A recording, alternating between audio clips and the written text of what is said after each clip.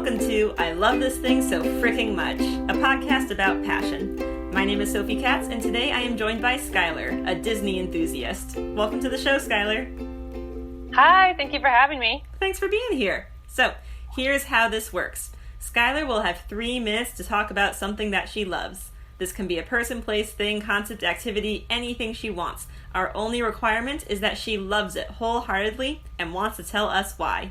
Are you ready, Skylar? I'm ready. All right, got my timer here. Now, what do you love so freaking much? So I love Disney so freaking much. So as you know, we both worked at Disney together, which is how we met, which is fantastic. And there's so many points I can talk about with Disney, so I'm going to try not to go on and on about them. But I think the first thing to talk about is movies, because that's how most people get their door into like the Disney company and what Disney's all about. Even people that can't go to the parks and can't travel or spend that much money, every day you can watch a Disney movie if you wanted to, if your heart wanted to, and you can get a little bit of that pixie dust and that magic. And that's something that I love, is that you can own Disney at home and always experience the magic.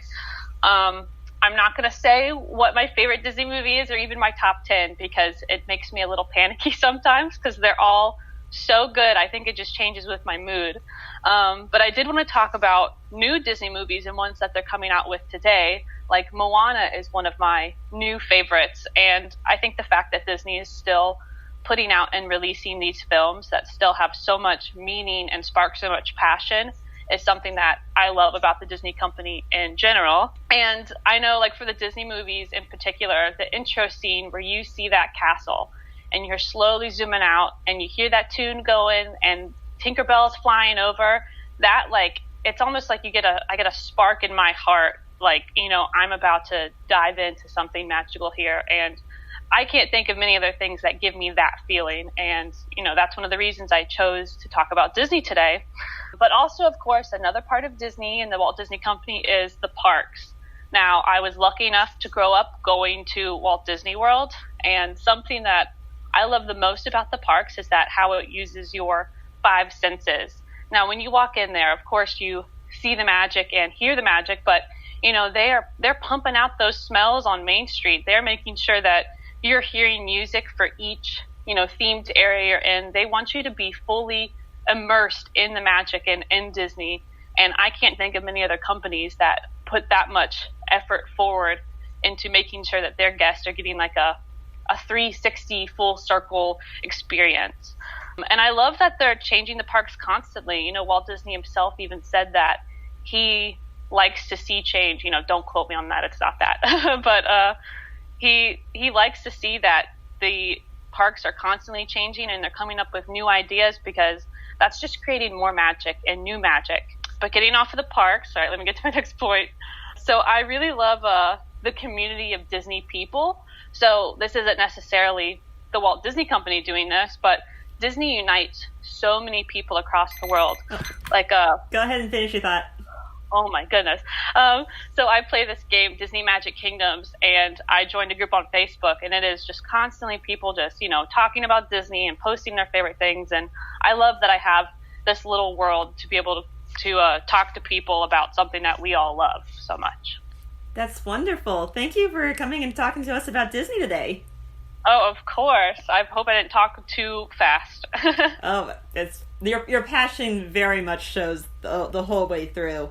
Let's just start with that last thing you mentioned there, the community. Can you tell me maybe some memories of how you've experienced that community of fellow Disney lovers? Of course. Well, one of the obvious ones in my head is the Disney College program, which we both experienced. But I mean, look at us now. We're both still communicating, still talking today, of course, about Disney. I love that, you know, you don't just lose those connections that you make with people if it's over something you both love. And I find with Disney, people are always so passionate about that. And so I find it's easy that no matter what's going on in the world, or no matter like what's happening in your life personally, you can be like, oh man, did you see the new Incredibles 2? And you can just talk about that for hours. Absolutely. So I'm not going to ask you what your favorite Disney movie is, because you already said you don't want to answer that question. But I do want to know what about your favorite Disney movies? Like, what stands out to you? Because I know for some people, they watch the movies for the characters or for the songs or for the animation. What makes a Disney movie get on that top 10 or top 100, whatever list for you? That's a tough question because, yeah, I think through the different time periods in Disney making movies, you have like the Renaissance period, and right now we're in the revival period. And I think each period has things that are beautiful about them. Like if you go back to the Jungle Book and 101 Dalmatians, the animation, they have that, like it looks like they sketched it. I love, and that's so unique. I love that animation because you don't see that in any movies nowadays, but you can go back and you can see that type of artwork. In Moana, I will literally watch the You're Welcome song and scene and rewind it and watch it again and sing along. So I don't know. It's like that spark I feel in my heart. And I think it's kind of a combination of so many things, whether it's characters like Woody, because that's nostalgic to me. Like I grew up with Toy Story, or, anytime you hear like a Little Mermaid song, like my ears prick up. I'm immediately drawn to just, I guess, anything Disney, mostly because I grew up with it. And it just reminds me of that childhood magic that you can carry with you throughout your adulthood. These stories, as you mentioned before, they're available. They're very widely available, widely distributed. If you mention Disney to someone, they know what it is. So that familiarity and that knowledge that when you see that castle logo, something cool is about to happen. That's definitely, that familiarity plays a part in the magic. Yes, and I love that. It doesn't matter, what country you come from. Like you can, like you said, almost everyone knows what Disney is, and almost everybody can find joy in one of the movies. There's tons of different ones out there, so there's something for everyone, I think. You mentioned before that the parks are always growing, always changing, and I think, I don't remember the exact words of the Walt quote either, but it's something about how it's never going to be completed. Can you talk a little more about a change in the parks that you particularly liked? Yes, well, recently it's come out about Splash Mountain, how Splash Mountain is going to be changed to be Princess and the Frog themed. And I have seen, again, on Facebook, I'm a part of a lot of Disney groups, and I've seen a lot of back and forth about this change. And even my mom commented something on it. And I think I quoted the exact Disney thing. I went on, copy and pasted, and I was like, the great thing about change is that it's bringing new magic to the park. So I think while some people, again, drive on that nostalgia and don't like to see change, all I can think about are the new memories and the new exciting things that are coming forward. So I'm really excited about the Splash Mountain change. I think they're going to do an amazing job. I mean, it's Disney. Like, how can they not? And the farther we get into, every year that goes by, there's new technology and there's new ways to create something that they've never created before. What would you say to someone, because I've heard this before, what do you say to someone who says, isn't Disney, for kids? Disney, my first reaction is just like, no, Disney's not for kids, because I think the movies are enjoyable for all ages, but also, what is a child besides an adolescent human being? But being a child, part of that is just having the creativity and the fun that isn't being stampered out by, oh, I've got to go work my 8 to 5, or, oh, I've got to pay my bills.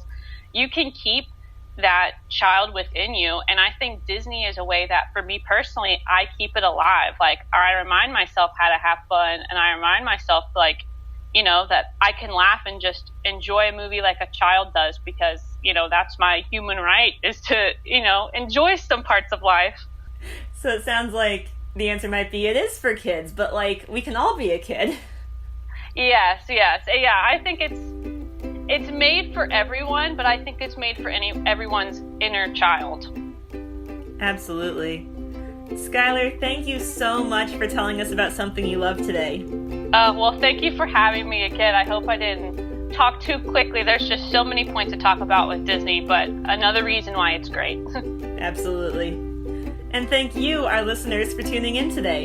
If you would like to learn more about Disney or our guest, Skylar, you can find her social media information in the episode description. And don't forget to use the hashtag #LoveThisThingCast to tell us about the things you love. I Love This Thing So Fricking Much is a production of Through the Window Media. This episode was directed by Sophie A. Katz and edited by Melissa Block.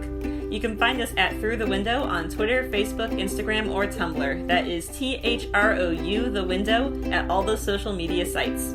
Be good to yourself, be kind to each other, and you'll hear from us again soon.